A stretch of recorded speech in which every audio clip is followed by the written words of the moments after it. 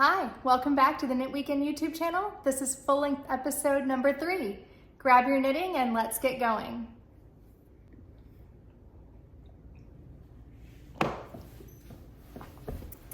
All right, hi, I'm Haley. I am coming to you from Nashville, Tennessee, and this is full-length episode number 3, so it's gonna have the traditional knit podcast format. I'm going to show you what I finished, what I'm working on, and some other things that I'm excited about. But I do want to say, this is going to be bad. Okay, we're not going to do that. Cat is here, dog is here, so you can see how well this is going to go. All right, so what I was gonna say is today we're just embracing imperfection in life, and I think that's probably case in point. So things you can probably expect from this episode: our cat and dog have an uneasy alliance in our house. So if you hear some ruckus in the background, that's probably them. Yeah, so sometimes just showing up is the best thing that we can do for ourselves. I have just a little bit of limited time, and I'm filming this late in the afternoon, so I've kind of had to change up my podcast station. So you find me in the kind of great room of our open floor plan house with our dog Buster in the background and our cat, sweet Georgia Brown. My husband is in Australia on a work trip, so I am kind of left here to fend for myself with the two of them. But anyway, I didn't want to let that stop me from just spending some time with you today and kind of catching you up on what I've been working on since my last little mini podcast and return from our big Scandinavian adventure. But let's start with what I'm wearing. This is the Road Tripper tee. I am wearing this for no other reason than it is my favorite knit, as you may have heard in that other mini episode. And I didn't feel great starting to film today, so I decided that I needed to put on something that did make me feel good. If you want all of the kind of yarn details and all of that, you can either go back and watch my favorite knits mini episode, or you can check out my Ravelry page. I'm not going to go into all of that here. Just know I'm wearing it because it's special and I love it. Oh, the pattern is by Ozetta. I'm sure most of you know that by now. So we are going to reverse the format today, and rather than starting with finished objects, I'm going to start with just general knitting things that I'm excited about and what's coming next that I'm looking forward to. So a few things that I am excited about. Let's start with what I am reading right now. This is my light bedtime reading. This is Book of Yarn. It is by, or the Knitter's Book of Yarn. It is by Clara Parks. This was one of my awesome used bookstore finds. I don't think I could have paid more than $3 for it. If you have a used bookstore in your area, it is the best place to find knitting pattern books and just other books about knitting. The first book that I read or really listened to by Clara Parks was Vanishing Fleece, not just Vanishing Fleece. It was such a great read/listen, all about kind of the American woolen industry and how yarn is made. And so this is kind of the next step in that. This book goes through every fiber type, starting with protein fibers and then headed into plant-based fibers, and kind of tells you what to expect from knitting with that fiber. And now I'm finally starting to realize why some of the yarn substitutions that I made early on really did not work. And why some of the swatches that I chose not to pursue also were not the right thing. I'm thinking particularly about a swatch that I made for sweater number 20. I made it in EcoView Fiber Mills Pack-A-Wool, Pack-A-Wool. which is an alpaca and wool blend. And it was so dense and so heavy. It did meet gauge, but I just thought, this is not the right yarn for this project. And in reading this, it kind of explained a little bit more about alpaca fibers, which I have not really spent a lot of time with. And now I understand that, you know, for cables, an alpaca fiber is really going to be very heavy and very dense if you're not careful with it. So if you're at all interested in fiber choices, the right pattern, that sort of thing, highly recommend this book so far. And then the other thing that I'm excited about that I got in the mail this week is the Knitting Bag of Tricks. I've been catching up on my podcast that I missed while I was gone, and 2 different podcasters that I watched said that they recommended this book. So I bought it. It was here, next day delivery from Amazon. I checked my local yarn store first and they did not have it in stock, so no judgment. And I'm excited to dive into this after I get through with my book of yarn. Yeah.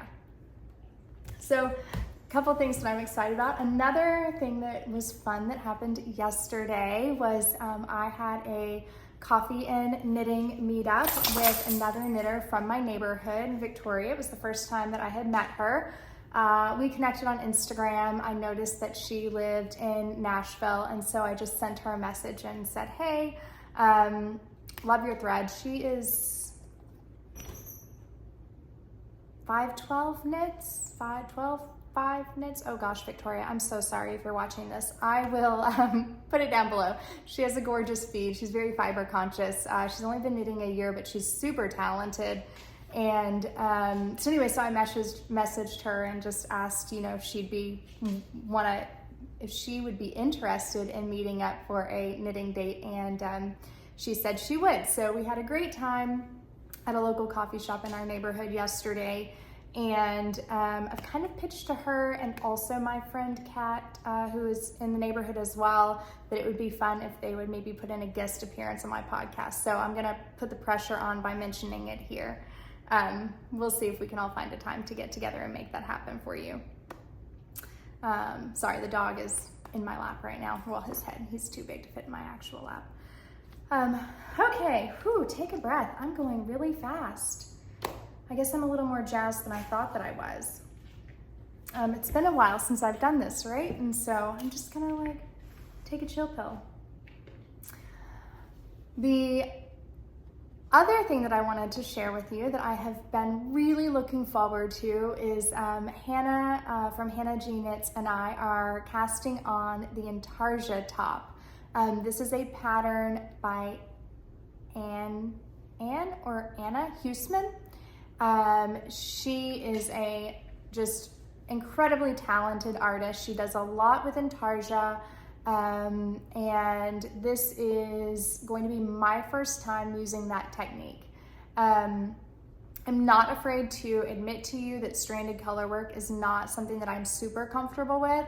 So in lieu of that, I wanted to kind of explore some other color work techniques, and we've chosen to go with the Intarsia top, knitting it together because it's both of our first time, and just thought it would be fun to have a friend along for the ride. So we are casting that on this coming week, and I have spent the morning with my trusty yardstick measuring out, I'm so old school, right? Measuring out my bobbins. The main yarn is Pascuali Puno. Hold on, let me find the label. I'll be right back.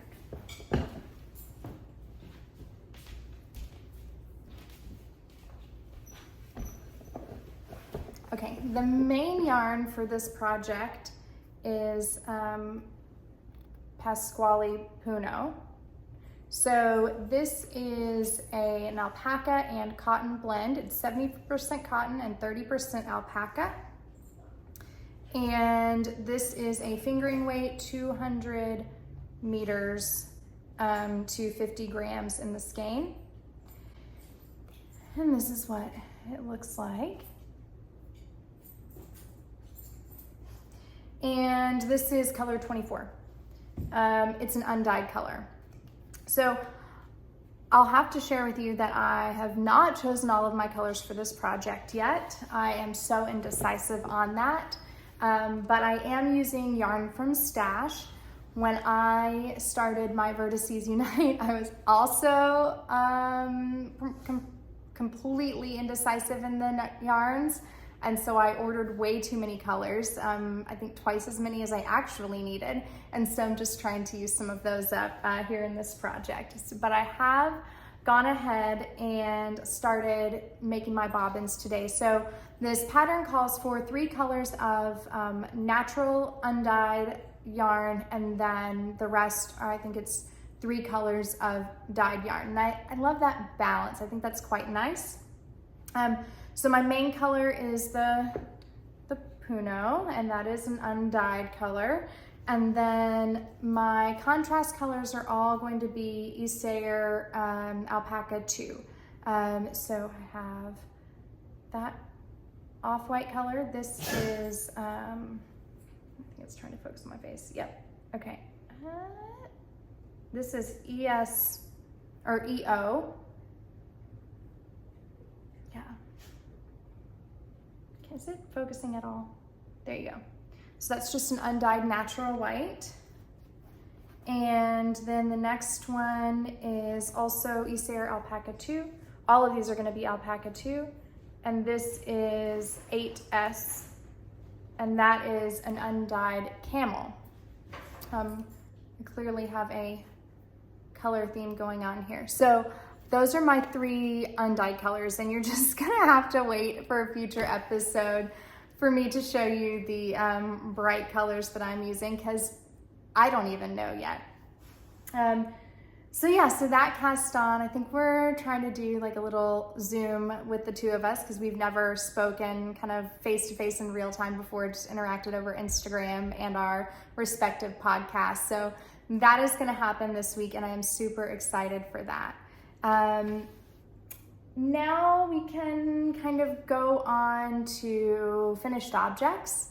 I have a whip that will, and a swatch that will kind of transition us into finished objects. This is everybody's favorite combination, KFO Merino and soft silk Mohair. This is in the color Clover Green. And I am swatching this up for the Sari Nordland's Beast Beret. I guess that's how you pronounce it. It could also be BB Beret. I am not entirely sure. Frankly, I need an easy win right now, and I'm not sure that I will actually wear a beret, but in my mind, I need to. We're not doing rope right now, bud. We're not doing that right now. He has a new rope. He's very excited. I'm not sure that I will actually wear one. We're gonna see if that works for me or not, but in my mind, I need to knit one to match my first finished object that I will share with you. And that is also by Sari Nordland. This is the Laulu Shawl. I think it means music in Finnish. I think that's what I read, and so that seems like very fitting for me living in Nashville, Music City, and my husband being in the music industry. This is also knit up in the KFO Merino and Mohair held double. I have knit one of these before. I gifted it, and this is the version for myself. I'm obsessed. These cable and lace combination is just like so gorgeous. And I'm just a huge fan of the tiny scarf movement, frankly. So I feel like along with the tiny scarf, you need a beret. And so that's where we're headed with this, to be a matching set for next fall. Okay, so the color, super bold, clover green. I picked this out in the Knitting for Olive store when we were in Copenhagen. I knew I wanted to select a color that I wouldn't normally choose if I were buying it online. I showed my husband a few different options, and he chose the clover green for me. I think other options were also quince and then pomegranate, I believe. But he chose the clover green. And I have to say I really love it. I've had in my mind maybe wanting to knit a bright green sweater because I've seen a lot of that on Instagram I know I'm hopping on the bandwagon, but I wanted to test it out in a smaller finished object first to see how I felt about this vibrant of a green. I'm all for an olive, that's very comfortable for me. Sage, very comfortable. Clover green, less comfortable. So wanted to give it a go before I cast on for a whole sweater.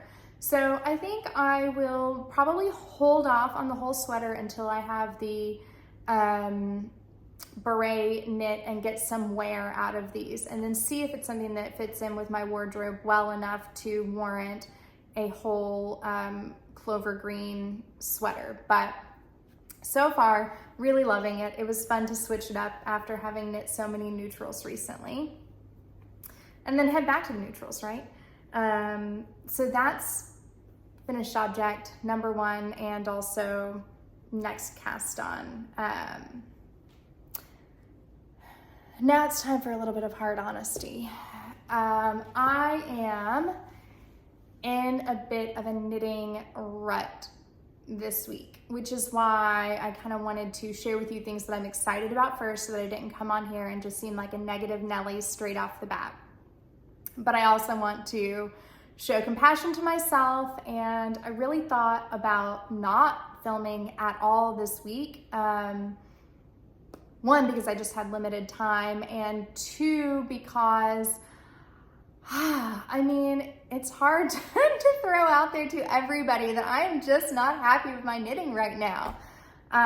That's okay. I know why, and I have the utmost of confidence that this Intarsia top cast on, as well as like the easy beret win, are gonna get me right out of that knitting funk. But I will share with you why I'm in that knitting funk, and that is my next, we're gonna call it a finished object. It is technically finished, but I do need to go back into it. You know, 1, it's just not necessarily the most exciting project for me to knit because it's just a lot of stockinette on tiny needles, but I did want this shirt that I'm gonna show you. So I took this on my trip with me, and as a result of being in planes, trains, automobiles, airports, all that sort of thing, I didn't really have the opportunity to try it on as I typically would and make adjustments to the pattern. So not pleased with the fit. I've done my best to try to remedy that, but it's not there. So I'll just show you what I'm talking about, and yeah, and then we can kind of talk about the wishful knitting that I did along the way. So this finished object is the Cumulus tee by Petit knit in a very similar color to my Road Tripper tee. Obviously I have a theme here. So this is knit in pure silk. This was deep stash for me because this was, I think, actually maybe only the 2nd or 3rd yarn order that I ever completed. I bought a ton of it because I was going to knit camisole number 1, which I think called for something like 6 or 8 skeins if I recall. And I've since divided them up and not used them for that, used them for other projects. So I had just under 4 full skeins in my stash of the pure silk in the colorway Cardamom, which I do love this color. It's so pretty. And the shine of pure silk, oh, it's just to die for.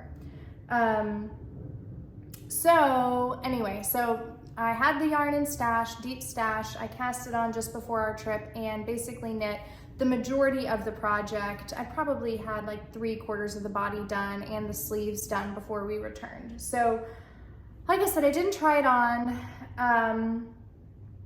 I don't have an explanation for what went wrong, but somehow it has ended up being like a full 3 to 4 centimeters wider than it should be. And I kind of knew as I was knitting it and just the basic try-ons that I did over other clothes that this was not going to fit me the way the pattern intends for it to fit. Now, ordinarily, if I had been, you know, patient or really wanting to dive into it, I would have ripped back and taken out, you know, one of the sets of raglan increases. But, you know, who wants to frog when they're on vacation? Not me. So I did what I affectionately like to call as wishful knitting and continued on as if it was going to all be fine. By the way, that wishful knitting, if you don't recognize my riff on the reference, one of my favorite films growing up was Pretty in Pink, and there is a scene where Molly Ringwald's character is in the bathroom doing her makeup while waiting for Blaine to show up, and he's super late, and Annie Potts says that she's wishful makeuping. So basically, like, continuing to do something even when you know it's completely pointless. And that's exactly what happened with this Cumulus tee. So not only is the raglan depth like way too big for me, but the width ended up being almost to the size up, because I knit the extra small, so the width ended up being almost to the small. Now, is it wearable? Yes. Is it how I imagined it to be? No.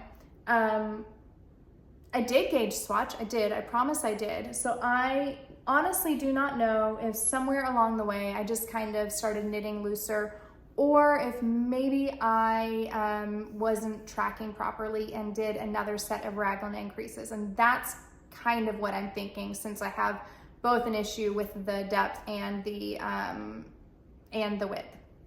Now, what I decided to do in order to remedy this situation, I've basically been fighting with this thing for the better part of a week now. But what I decided to do to remedy this situation was Google if I could shrink silk. And it turns out that yes, you can. I'm gonna take it off the hanger now that you've seen it so that I don't stretch it anymore. It turns out that yes, you can shrink silk using hot water. So I knit up another swatch, I put it in a hot water bath, and then I let it dry. And the swatch did shrink. It shrank by about 1 centimeter, and it didn't shrink a whole lot in width, but I was hopeful because, you know, a swatch that's this big over the, you know, width of a whole top, you know, even the slightest difference in the swatch can make a big difference in your width of your top. So I went back in, took out the bind off on the sleeves and the body to compensate for the fact that I thought my length was going to shrink. I did the math and figured out that based off of my swatch, my overall length should shrink by about 4 to 5 centimeters. So went back in, added 5 more centimeters to the length of the body, decided that the sleeves I was just gonna add 3 to kind of shortcut it a little bit. Then I put my top in the hot water bath and let it soak for a few hours, went in and agitated it when the water was still hot, just like I had the swatch. It did not shrink at all. So I don't know if that's because just the overall weight of the silk when wet, even though I was careful not to, you know, pick it up and stretch it out, maybe just the overall weight of the garment did not allow for the same shrinkage that the swatch had. So I might have gotten like 1 centimeter or 2 off the length. But all that to say, I do have to still go back into it and now take the length that I added out, or most of it out, and then do my I-core bind offs again for the 3rd time. It's kind of a good thing that I don't hate I-core bind offs as much as most people. I find them to be kind of rhythmic. It doesn't bother me. They go by quickly. But at this point, I'm honestly just so tired of fighting with this. Secret option B is reaching out to people in my life and seeing if anybody wants it. Because honestly, I'm so mad at it right now that I don't know that I even want to wear it. Which is a shame because it would have just been a great classic wardrobe staple. So maybe one day me and the Cumulus tee will be a great pair, but today is not it. I see so many knitting podcasters who love it and that makes me want it. I just wasn't in the right headspace to actually pay attention to the fit, and it's not what I want it to be. So anyway, I've admitted that out loud, I've admitted that to you, and now we can move along, right? So finished objects, done. or mostly finished objects. And now how about moving on to whips? My whip count is just 1 right now because I've really just been anticipating this Intarsia top cast on and trying to clear the deck to make time for it because it's a new technique. I know it's gonna need lots of concentration from me. But this morning I also spent fighting with my whip. So now you see why I am in such a knitting rut. I can't, like it's painful right now in knitting in my world. So let me grab that whip and I will show you.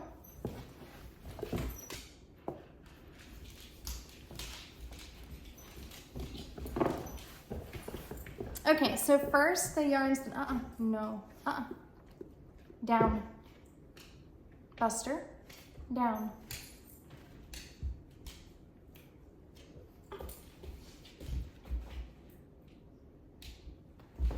Good boy, stay. All right, so first the yarn choices.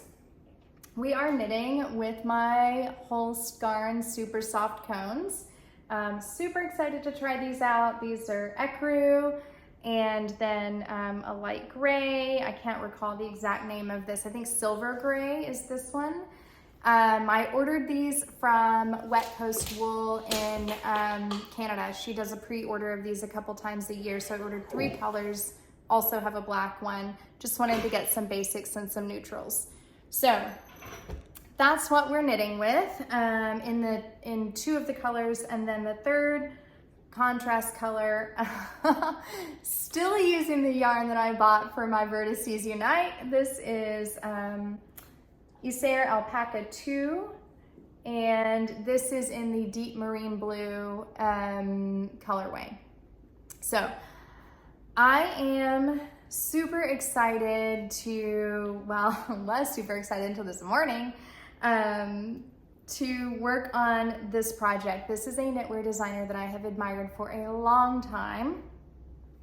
And this is not a pattern name that I am confident in pronunciation. So I'm gonna go, no, I'm probably just gonna put it down below. I think it's Lunae Shawl by Moonstruck Knits. So this is the first section, the top body of the shawl. It is a lovely textured stitch, the star stitch, which is new to me. And then also a mosaic pattern in the middle. So like I said, not so great with stranded color work, but that doesn't mean that I don't want to, work on other color work techniques. So I have been working with mosaic knitting on this one. If you are also not extremely confident in stranded color work, I highly recommend mosaic. I know that Andrea Mowry does a ton of mosaic patterns. Florence, I think it's Florence Spurling. Anyway, she does a lot of mosaic. She's got a couple beautiful shawls that are mosaic. And then Moonstruck Knits, Natasha Hornsby, I think is her actual name. You can find her on Instagram and Ravelry. But she is known for her mosaic patterns. In fact, she does mosaic knitting classes all around the world.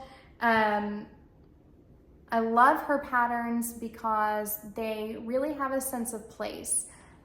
She is based in Amsterdam.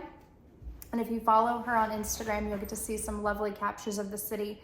But her work has that strong tie to the tapestry tradition of Flemish weavers, I think, personally. And it really picks up kind of on just the overall architecture and style of the place in which she lives. So I love this. I think it kind of mimics like little maybe window frames. Which when you think of Amsterdam, that's one of the things that I always think of, are the, the kind of square windows or rectangle windows. And then the star stitch, that's a fun stitch. She gives there are different ways you can knit the stitch. I looked up instructions on YouTube, but I'm using her method, which is worked over 2 rows. And so that's what this stitch is here in the gray. I think I've shared this secret with you guys about my shawl knitting or scarf knitting before, but I'll just share it again. I don't swatch before the project. I usually cast on the project on the recommended needle or the recommended needle for the yarn that I'm using, because sometimes I'll even switch up the yarn weight a little bit. And then really just work until I get a fabric that I like, and then I will block a tiny section and carry on from there. So that's what I did here. I started with the recommended needle and decided to go up a needle size. So I am working, or maybe even 2 needle sizes. I am actually working on 2 different needle sizes. I'm working the star stitch pattern here in the gray on 4.5. I started on 4s, but I just felt like it wasn't really giving the yarn enough room to open up. It felt very cardboardy to me. So now I'm on 4.5 on the gray and feeling much better about that. On my mosaic, I'm working on 4s because that seemed to be most appropriate for this section. So this section here, the top part of the shawl, has actually already been blocked. So if you're thinking, my gosh, your mosaic looks so tidy, that's why. It's already been blocked. Little magic for you. And now I have picked up 158 stitches times 2 along the bottom side. Oh, why did I choose to block it? I chose to block it because when I have to do a major stitch pickup, like a button band or something like that, I find that it really helps to have that nice flat edge to see what you're doing and avoid any curling. So like for a button band, I like to steam block a cardigan. I don't do a full wet block, but I like to do a steam block on it before I pick up the button band. And on this one, I did do a full wet block on it. So anyway, I have picked up 158 stitches times 2 along the edge here. And that is what I am currently, that's what I'm currently working on. Now, had I filmed this podcast yesterday, you would have seen quite a bit more here. I had the first mosaic repeat done, and I was well into another star stitch set. But I was on 1 row of the star stitch and my stitch count didn't work out. And then I was like, okay, well, I'll just sneak a stitch in. And then I knit the wrong side row. And then I went back and knit the next right side row and my stitch count was still off. So I was like, okay, something's wrong here. And I decided to put it down and really count. Well, I cannot tell you what happened, but somehow I ended up with 8 fewer stitches than I should have had. No, sir.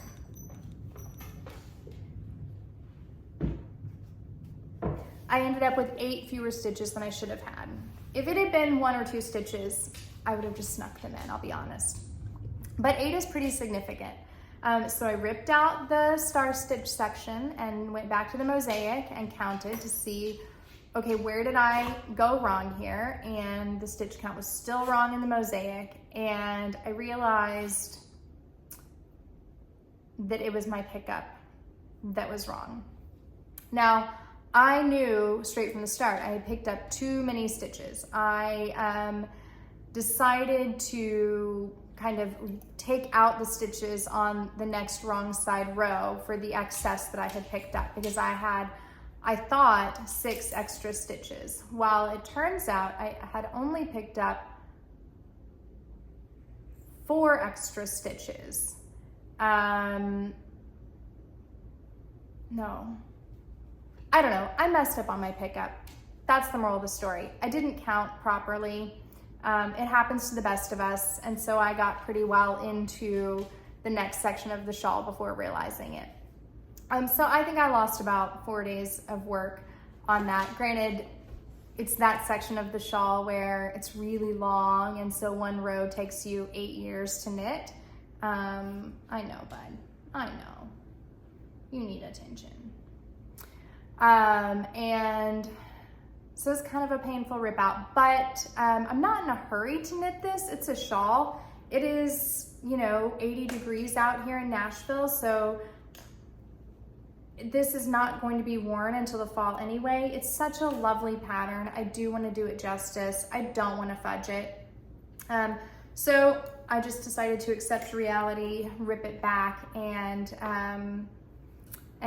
just start fresh. So I'm to the point where I have the correct number of stitches on my pickup, and I can kind of roll on from here. So that's my one and only whip at the moment. There was something else I was going to share with you guys.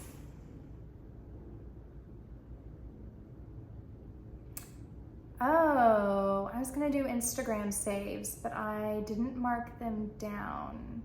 Okay, let me hit pause on this and share with you some of my latest Instagram saves. I'll be right back. Okay, all right, I went and, sorry, this dog, he needs so much attention, poor guy. His best friend is gone. His life is so sad. Anyway, so I went and got my trusty iPad, and I'm gonna kind of walk through, share with you some of the most recent Instagram saves. I did this in a mini episode and got a lot of good feedback from that you like discovering these patterns that you aren't seeing a lot of other folks knitting. So the first one that I'm gonna share with you, the minute that I saw this one, I knew I had to knit it. I have ordered the yarn. It's a super local yarn because it's coming from only like a half mile from my house. And let's see, I'll tell you about the pattern, then I'll tell you what yarn I ordered. So this is the Sabrina top. And I love this textured knit. It also has, you know, the row of buttons down the front. It sounds like the construction is a little bit different from the Road Tripper. This is knit top down. The pattern says that it is knit, or the description on the pattern says that this one is knit bottom up. But there is something just so classic and lovely about this. The recommended yarn is Knitting for Olive Pure Silk or Knitting for Olive Cotton Merino. Taking a different route on this. There is a yarn or a fiber company that I have admired for ages, and she is based in Nashville. It is Camilla Fiber Company, and you know, because her yarns are small batch, hand dyed, lots of thought and care going into them. They are on the more expensive side of the yarn spectrum as opposed to a commercial yarn. So I had decided long ago that I was only going to invest in that for a project that I just couldn't pass up.